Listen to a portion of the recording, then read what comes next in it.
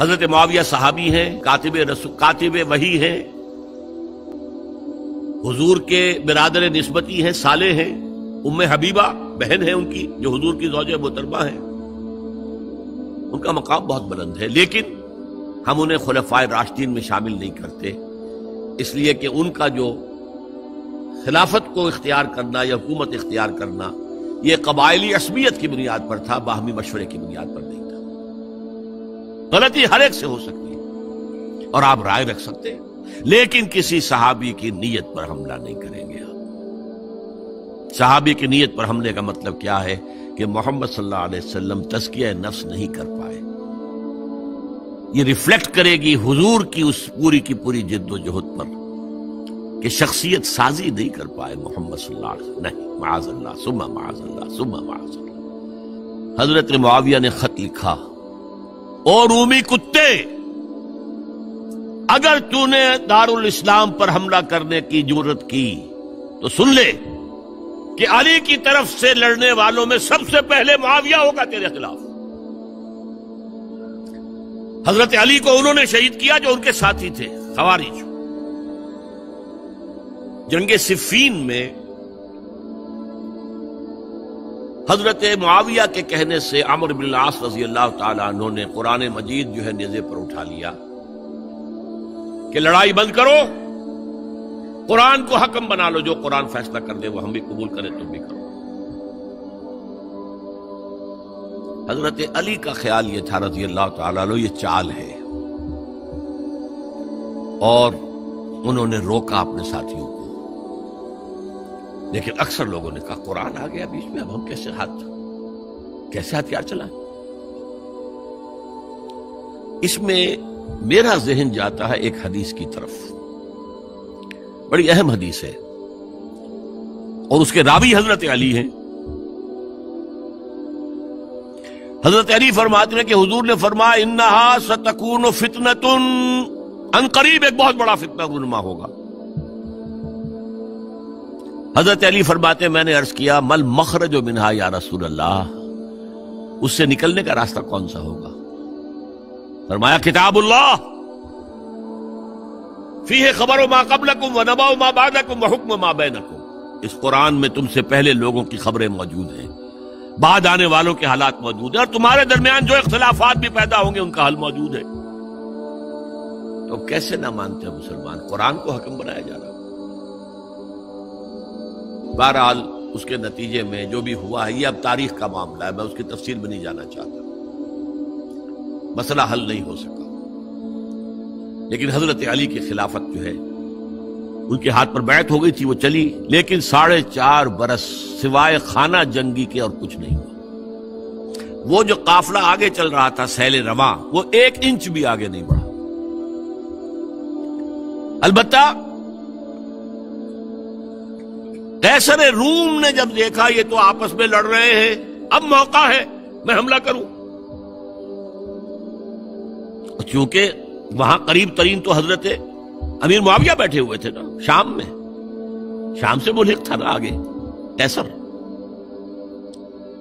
حضرت معاویہ نے خط لکھا، اور رومی کتے، اگر تو نے دارالاسلام پر حملہ کرنے کی جرت کی تو سن لے کہ علی کی طرف سے لڑنے والوں میں سب سے پہلے معاویہ ہوگا تیرے خلاف، لہذا اس نے جرت نہیں کی۔ بہرحال حضرت علی کو شہید کرنے والے تھے ایکسٹریمسٹ جو خود ان کے اپنے ساتھیوں میں سے تھے۔ انہوں نے کہا وہ کہاں حکم کیوں مانا؟ ان الحکم الا للہ، اللہ کے سوا کسی کا حکم نہیں، قرآن حکم نہیں ہے، کیوں مانا تم نے؟ اور اگر مانا تھا تو اب حکم کے بعد کیوں نہیں مانتے؟ چھوڑ دو خلافت۔ بہرحال یہ کہلاتے ہیں خوارج، جنہوں نے بغاوت کی ہے حضرت علی کے ساتھیوں میں سے۔ ان میں سے 3 نے بیٹھ کے طے کیا کہ یہ 3 جو در حقیقت بڑے شخص ہیں، یہ اس وقت امت جو ہے ان کی وجہ سے اس مشکل میں پڑی ہوئی، تینوں کو قتل کر دو۔ فلاں دن صبح فجر کی نماز کے وقت ایک شخص وہاں جائے گا، ایک شخص وہاں جائے گا، ایک شخص وہاں جائے گا، اور فجر کی نماز میں قتل کر دو۔ ابن ملجم آیا، حضرت علی پر وار کیا، وارکاری ثابت ہوا۔ باقی دو حضرت معاویہ اور حضرت عمرو بن العاص، ان میں سے ایک تو اس روز فجر میں آئے نہیں کسی وجہ سے، اور دوسرے پر جو وار پڑا وہ اوچھا وار تھا، وہ کھاری وار نہیں تھا۔ حضرت علی شہید ہوئے۔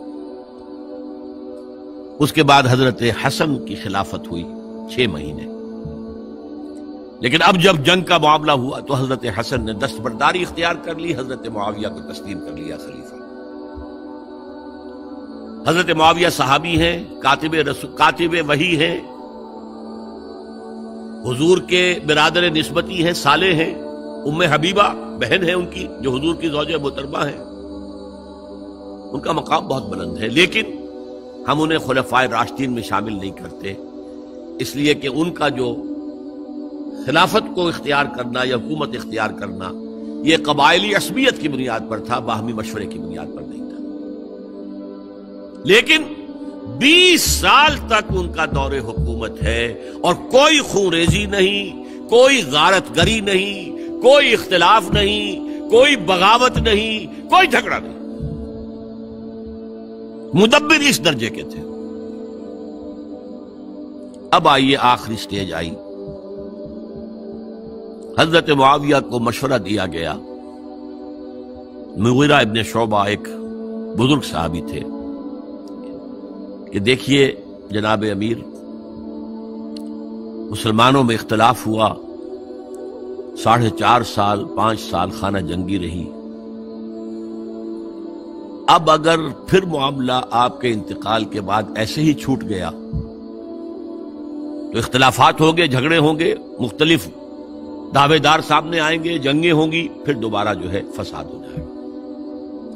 آپ کسی کو نامزد کر دیجئے، اور پھر مشورہ دیا اپنے بیٹے یزید کو نامزد کر دیجئے۔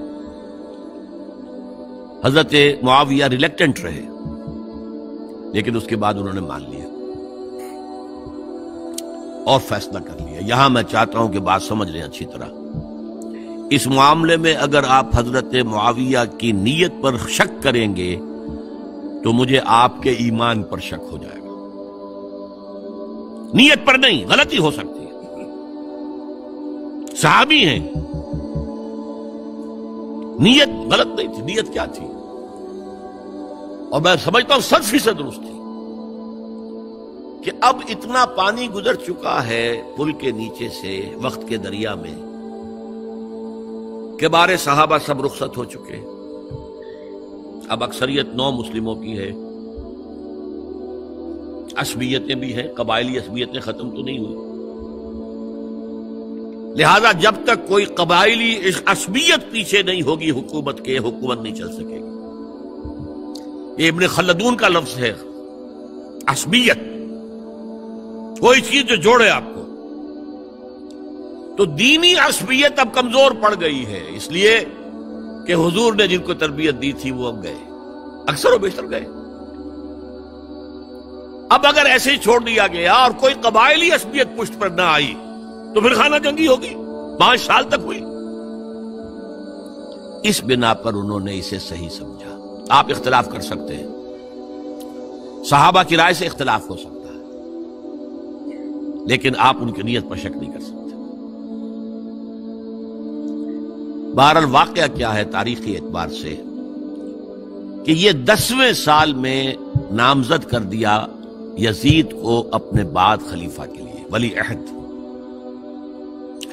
اس وقت تقریباً سب نے بات مان لی سوائے 5 افراد کے۔ وہ 5 افراد بہت اہم تھے، بہت اہم۔ ابو بکر اہم ترین آدمی تھے، ان کے بیٹے عبد الرحمن ابن ابو بکر۔ عمر نمبر 2 تھے، عبداللہ ابن عمر۔ زبیر عبداللہ ابن زبیر۔ عباس عبداللہ ابن عباس، اور حسین ابن علی۔ حضرت حسن کا انتقال ہو گیا تھا۔ اہل تشیع کا کہنا یہ کہ زہر دیا گیا، واللہ اعلم، میں کچھ نہیں کہہ سکتا۔ میں کوئی تاریخ کا محقق اس معنی میں نہیں، میں موٹی موٹی باتیں جانتا ہوں۔ بہرحال انتقال ہو گیا تھا، 5 آدمیوں نے نہیں مانا، لیکن دیکھیے یہ تھی تدبر کی بات حضرت امیر معاویہ کی کوئی دباؤ نہیں ڈالا، کوئی جبر نہیں کیا، کوئی کسی کو نقصان نہیں پہنچایا کہ نہیں مان رہے تو یہ کر دیں، نہیں۔ دیکھیں گے جب وقت آئے گا۔ جب وقت آیا حضرت معاویہ کے انتقال کے بعد، اب ایک صاحب جا چکے تھے، حضرت عبد الرحمن ابن ابی بکر فوت ہو چکے، اب 4 رہ گئے، 3 عبادلہ، عبداللہ ابن عمر، عبداللہ ابن عباس، عبداللہ ابن زبیر، ایک حسین ابن علی رضی اللہ تعالی عنہم اجمعین۔ جب بیعت ہو گئی یزید کی تو اب ان کے درمیان اختلاف ہوا۔ یہ بات اچھی طرح سمجھ لیجئے، تاریخی حقائق، موٹے حقائق کو چھوڑ کر باریکیوں میں جب پڑھتے ہیں تو معاملہ غلط ہو جاتا ہے۔ موٹے حقائق کو سمجھیے، 2 ایک طرف ہو گئے، 2 ایک طرف ہو گئے۔ عبداللہ ابن عباس کی رائے ہوئی کہ اگرچہ یہ غلط کام ہوا ہے، یہ قیصر و کسریٰ کی سنت پر عمل ہو رہا ہے، لیکن یہ ایسی بڑی بات نہیں ہے کہ خوریزی شروع کر دی جائے اور امن و امان ختم ہو جائے۔ یہی بات عبداللہ ابن عمر کی ہو گئی، یہ 2 تو یکجا ہو گئے۔ مصلحت کہہ لیں جو بھی سمجھے، لیکن نیت پر حملہ نہیں کر سکیں گے آپ۔ دیانتاً انہوں نے یہ سمجھا کہ اب جب کہ ہو گیا معاملہ تو ٹھیک ہے۔ حرام مطلق تو کہیں نہیں لکھا ہوا قرآن کے اندر کہ بیٹا نہیں ہو سکتا، کہیں نہیں لکھا ہوا۔ بہرحال ان 2 کی رائے یہ ہوئی کہ اگرچہ کام غلط ہے لیکن اتنا غلط نہیں ہے کہ اس کو چیلنج کیا جائے اور اس سے جو ہے خانہ جنگی شروع ہو جائے اور فساد شروع ہو جائے۔ 2 کی رائے یہ ہوئی کہ نہیں، we have to challenge it come what may. Abdullah ابن زبیر، حسین ابن علی رضی اللہ تعالی عنہما یا عنہم، تو یہ 2 علیحدہ۔ ان 2 میں اب اختلاف ہوا۔ عبداللہ ابن زبیر کی رائے یہ تھی کہ یہی مقیم رہو مکے میں، حجاز میں، مکے اور مدینے میں، یہاں سے ریزسٹنس موومنٹ ہم شروع کریں گے، کیونکہ یزید کی خلافت تو دمشق میں تھی، بہت دور۔ حضرت حسین کو خطوط آ رہے تھے کوفے سے، کوفہ حضرت علی کا صدر مقام رہا تھا، اور جن سبائیوں نے فتنہ پیدا کیا تھا حضرت عثمان کے خلاف وہ بھی وہیں آباد تھے۔ انہوں نے خطوط کا تاغا باندھ دیا، آپ آئیے ہم آپ سے بیعت کریں گے اور کھڑے ہوں گے اور مقابلہ کریں گے اور اس یزید کی حکومت ختم کریں گے۔ ڈاک کے تھیلے بھرے ہوئے حضرت حسین نے فیصلہ کیا کوفے جانے کا، بہت روکا۔ عبداللہ ابن عباس بہت ان سے بزرگ تھے عمر میں، اور ویسے بھی ایک اعتبار سے نانا تھے، ایک اعتبار سے پڑدادا تھے حضرت عبداللہ ابن عباس۔ حضور کے چچا داد بھائی تھے تو نانا ہو گئے کہ نہیں؟ حضور نانا تھے کہ نہیں؟ اور حضور کے چچا تھے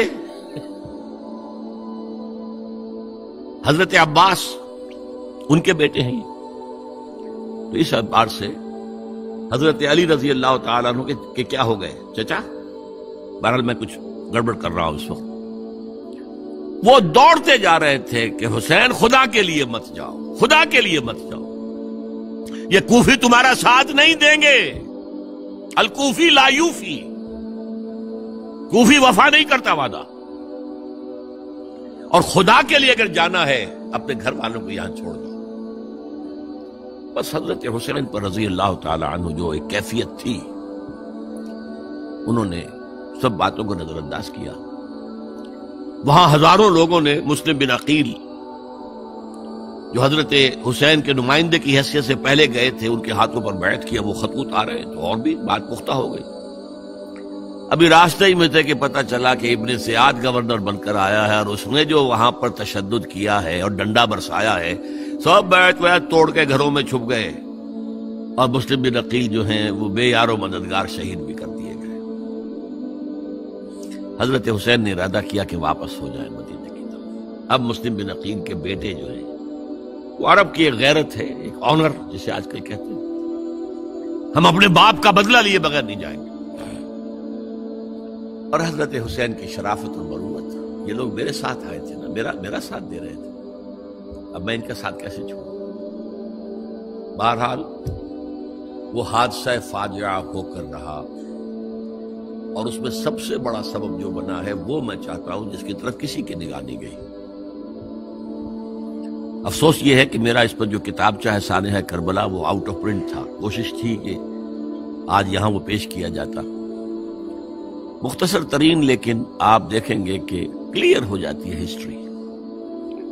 دو کتابچے ہیں، شہید مظلوم، میرے نزدیک مظلوم ترین شہید حضرت عثمان رضی اللہ تعالی عنہ، اور سانحہ کربلا، بہت بڑا سانحہ، اس میں کوئی شک نہیں۔ حضرت حسین کے صبر اور مثابرت اور استقلال اور شجاعت یہ مثالی ہیں تاریخ کے اندر۔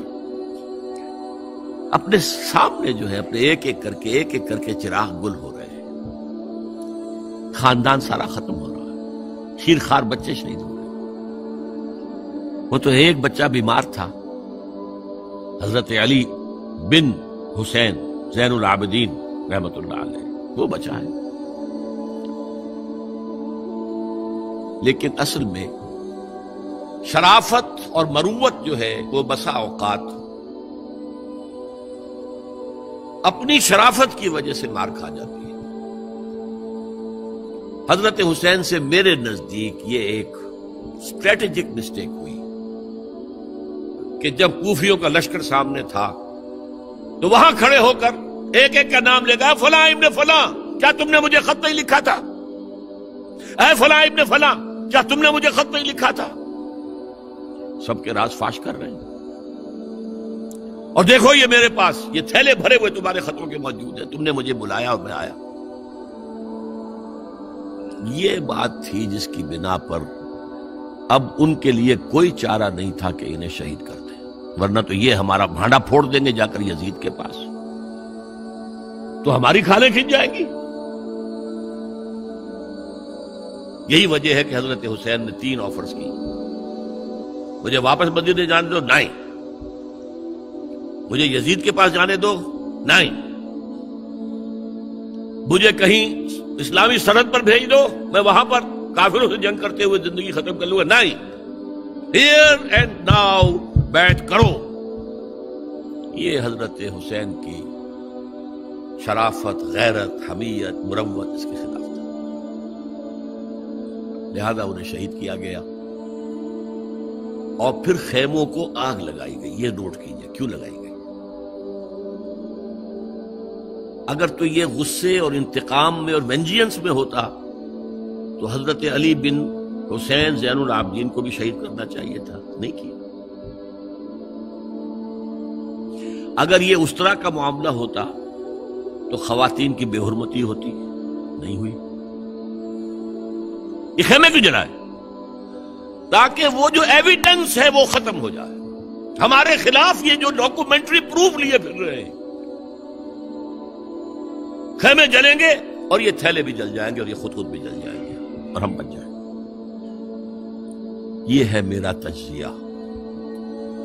بہرحال اس میں کوئی شک نہیں کہ تاریخ انسانی کے عظیم حوادث میں سے وہ ہے، اور میرے نزدیک حضرت حسین رضی اللہ تعالیٰ عنہ کا اختلاف کر سکتا، جو چاہے کرے، حضرت حسین سے اختلاف کرے اور اتفاق کرے حضرت عبداللہ ابن عمر، عبداللہ ابن عباس کے ساتھ، تب بھی ٹھیک ہے، اور اگر حضرت عبداللہ ابن عباس اور عبداللہ ابن عمر سے اتفاق کرے اور حضرت حسین ان سے اختلاف کرے، تب بھی شک ہے۔ معصوم کوئی نہیں، ہمارے نزدیک معصومیت خاصہ نبوت ہے، نبوت ختم ہوئی حضور پر، معصومیت ختم ہوئی، غلطی ہر ایک سے ہو سکتی ہے اور آپ رائے رکھ سکتے ہیں، لیکن کسی صحابی کی نیت پر حملہ نہیں کریں گے۔ صحابی کی نیت پر حملے کا مطلب کیا ہے کہ محمد صلی اللہ علیہ وسلم تزکیہ نفس نہیں کر پائے، یہ ریفلیکٹ کرے گی حضور کی اس پوری کی پوری جد و جہد پر کہ شخصیت سازی نہیں کر پائے محمد صلی اللہ علیہ وسلم، نہیں، معاذ اللہ ثم معاذ اللہ ثم معاذ اللہ۔ بہرحال یہ ہے تاریخ کے اعتبار سے ہمارے ہاں جو عظیم ترین ذی الحج کے مہینے میں حضرت عثمان شہید ہوئے تھے۔ 28 ذی الحج کو حضرت عمر پر حملہ ہوا تھا، 1 محرم کو ان کی شہادت ہوئی تھی، 10 محرم کو یہ سانحہ کربلا پیش آیا تھا۔ یہ ہماری اس ابتدائی تاریخ کے اہم لینڈ مارکس ہیں جنہیں ہم شہادت کے نام سے جانتے ہیں۔ حضرت حسین کو یاد کر لیں، حضرت عثمان کو یاد کر لیں، ان کے لیے کوئی رنج اور غم کا اظہار کر لیں، اس سے کچھ حاصل نہیں ہے۔ حاصل تو یہ ہے کہ شہادت علی الناس کی تیاری کیجئے، اپنی ذاتی زندگی میں آج سے گواہی دیجئے اللہ کے بندے ہونے کی، اپنے عمل میں، اپنے قول میں، اور کوشش کیجئے کہ مل جل کر اس ملک کے اندر وہ نظام برپا کریں کہ جو شہادت علی الناس، دین حق کے ایک کامل نمونے کے طور پر دنیا پر حجت قائم کر دے کہ دیکھ لو اپنی آنکھوں سے، یہ ہے وہ دین حق جو محمد لے کر آئے تھے۔ اللہ تعالیٰ مجھے اور آپ کو اس کی توفیق عطا فرمائے۔